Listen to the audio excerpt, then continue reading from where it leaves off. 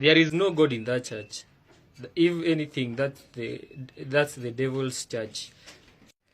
Emerging details are indicating that this Pastor Moi and this Jesus Winner Ministries are sitting on government land, public land, owned by the Kenyan Defense Forces.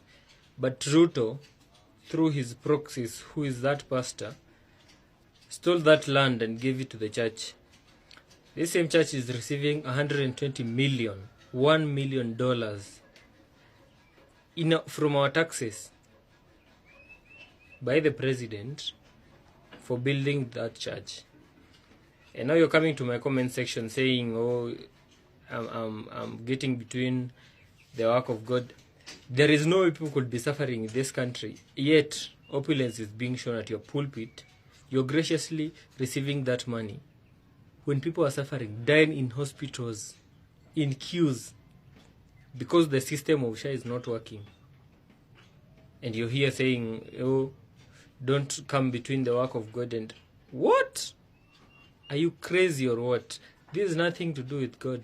In fact, I think the devil you worship at that church.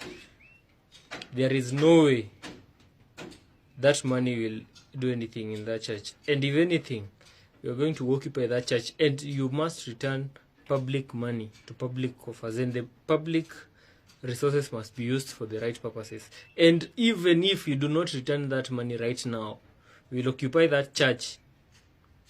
Even if it's 10 years from today, that money must return to the public. That land must be returned to the public. Whatever the case, it doesn't matter if you have connections to the president. He'll not be there forever. He'll not dictate everything that we do in this country.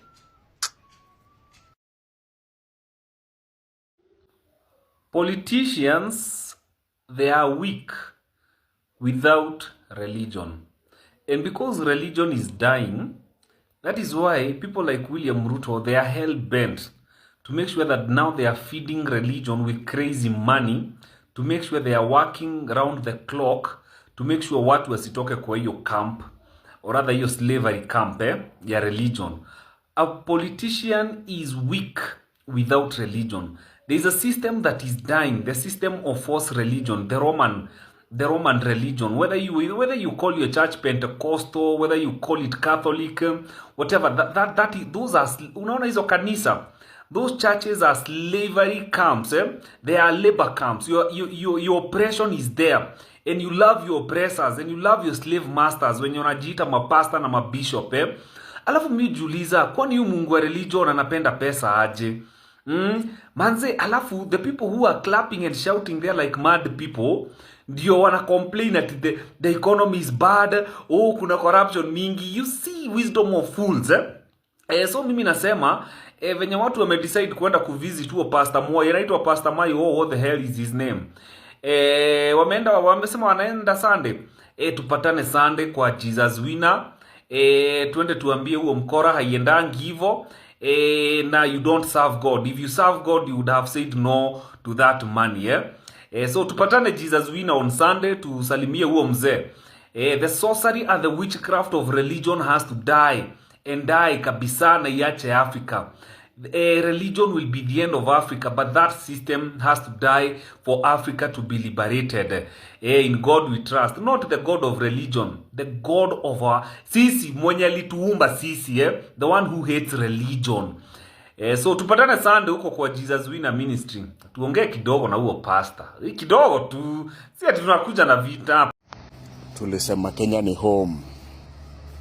So there's this guy, Bishop Moi, wa Jesus Winner Ministry. Yani Kasongo akampea 20 acres of land, public land, ati ni land ya kanisa, 20 acres. Alafu on top of that, donation ya 20 million of our money. Alafu as if that is not enough, ati aka pledge another 100 million. Akuna Sunday tarehe 9 tupatane kwa hiyo church. Lazima tu occupy. We must end this impunity. Occupy Jesus Winner Ministries, Roysambu. Tupatane Sunday. President William Samoei Ruto, umetoka Baringo jana, ukapata there is a school with no classrooms. Watoto maskini wanasomea chini ya miti, wanakalia mawe. Maskini walimu wetu hawana staff room. Vile vile wanakaa chini ya mti ndio staff room yao. Ukienda klasi zingine inalazimika walimu wawili ama watatu kufunza groups tofauti kwa one building. Alafu leo unaenda Jesus Wina Roysambo unapatia a billionaire pastor wa Jesus Wina 20 million. That's a mockery to the people of Baringo. That's a mockery to the people of Kenya, and we are watching. Ile pesa yenyewe ni pesa imelaaniwa hiyo. Nani alifaa kusaidiwa? Ni Jesus Wina Ministry ya tajiri mmoja bilionea, ama ni wale watoto wanateseka huko Baringo? President, watch this. Wakenya tunaona. Na pasta kama ni mjanja, anafaa refund hiyo pesa mara moja. My people, it has been announced officially date 9 on Sunday. People will be occupying this church. Enye Ruto alidonate 120 million jana. Pesa ya Wakenya, taxpayers' money. Are we together? Yeah, on Sunday, people will be occupying this particular premise. You can imagine the situation of people in Mandera. Awana maji, look at the water they are drinking. And money is being given out recklessly. Look at the pupils in Baringo, wanakalia mawe badala ya madawati. Look at the teachers, they don't have an administration block, wanakaa chini ya miti. Wanafunzi wanafunziwa chini, they don't have classes. And this is how you actually give out money.